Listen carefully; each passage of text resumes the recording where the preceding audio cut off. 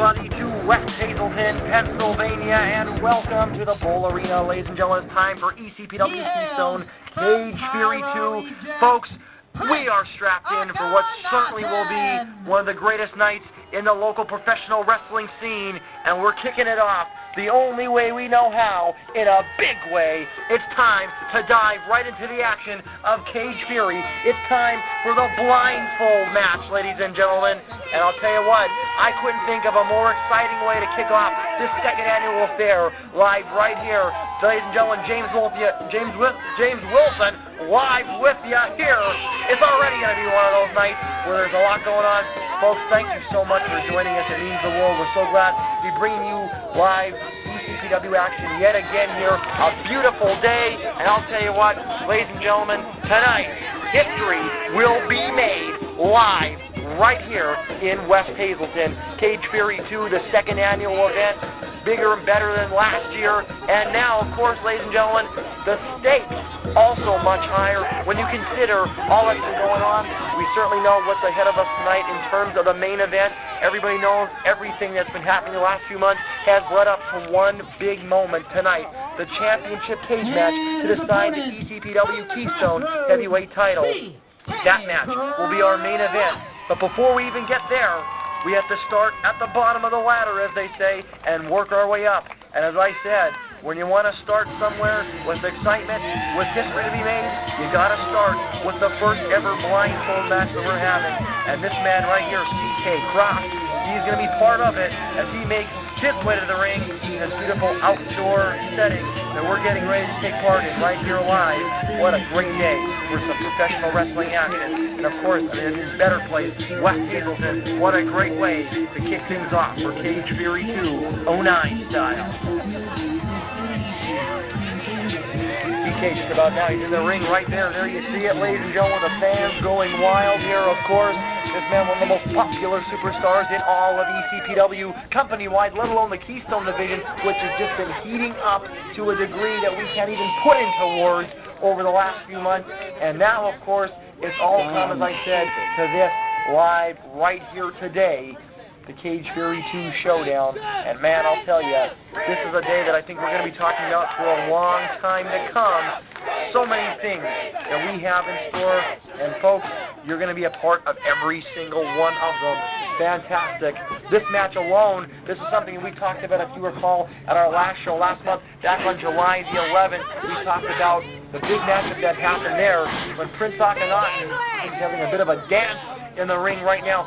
Prince actually was at ringside when CK actually took on Stefan the Cobra Felix in that contest. The stipulation was, look at that, poking him in the eye.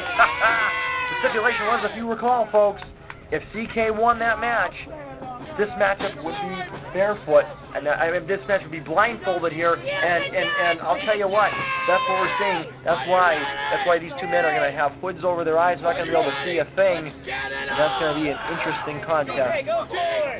The bell sounds, and this one is underway here. Watch out, you're attacking your rack. And I'll tell you, from where I sit here, from the commentary position right here, I'm just going to throw out a thought is that a match like this, there's not very many of them, and for good reason, because, the superstars, this is a popular fan attraction, but superstars, I think, tend to not like matches like this. The reason being that when you have a hood or something obscuring your vision, it makes it very hard for you to actually get involved in the match. And you see right there, what's one of the very big things, the confusion factor. CK was diving in the corner. He nearly went out the referee right there, thinking that it might have been Prince Akkanatan, representing, of course, the Army of Darkness. A match like this, it makes it very hard for a superstar to get a good foothold on what he's doing here. And now you saw Prince Akkanatan in the back there. Thought he might have, saw something out of his eye, a bleak image. He might have mistaken for CK. Dove at it, like a cat going for a small mouse. It did not work out, though. And again, and also, you have something covering your eyes, it's very easy to get injured. You could fall through the ropes, you could, step on someone's ankle, trip on something. It's very easy to do when you don't have perfect vision, and it's just going to make it all that more difficult for these two guys to finally lock up. And they're close. Oh, look at that! CK CK, I'm not even so sure he knew for sure it was Prince Akkanatan. He just took a chance and struck at whatever was moving. And Prince Akkanatan rolled outside the ring, and that's dangerous. I mean, you figure the man rolled outside underneath the bottom rope.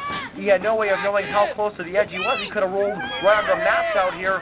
And you know what's underneath those mats? It's pavement. It's the parking lot of the Bowl Arena bowling facility. And look at this. Now CK again on the hunt, as is the Prince. This is the very first time for me to ever call a blindfold match, and this is quite exciting, I gotta say. Oh, look at that! Prince Akkanatan, a quick forearm to the back there. And you know, if you notice, the shots, I mean, there's been some wild shots. Both CK and Prince did diving type maneuvers where they dove into the corner post. I think it was because you have such a limited range of vision in there, you can only see something when it's very close to you. So obviously with these men, if they're close to a corner post, they're going to think the turnbuckles are a person. They're going to dive at them. And if you notice, the only time that contact has actually been made is actually when, oh wait a minute, look at that. On the outside, that's the Cobra, and he just grabbed CK, and now he threw him in the corner post. Why? Because he could see perfectly. CK had no way of even knowing that Cobra was in that area of the ring.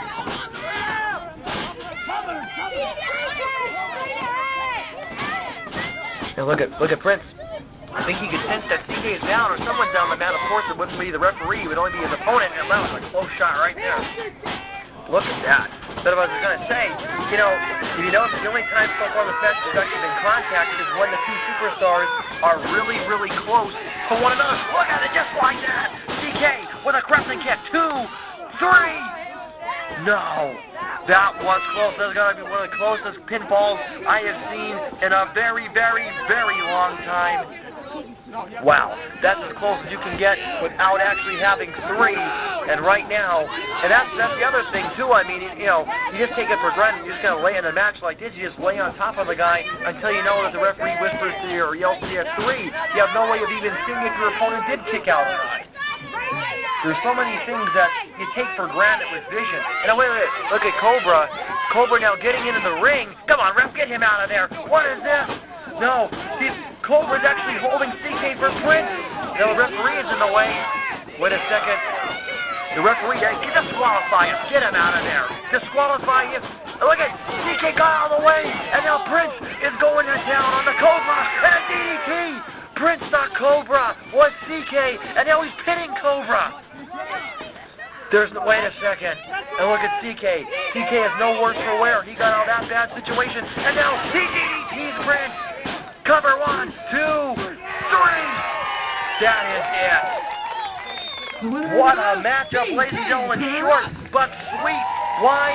Because, ladies and gentlemen, in a match like this, the ending comes so fast because the superstars can't even see it coming. CK Kross picks up the victory here in the blindfold matchup, and here is the Cage Fury replay brought to you exclusively.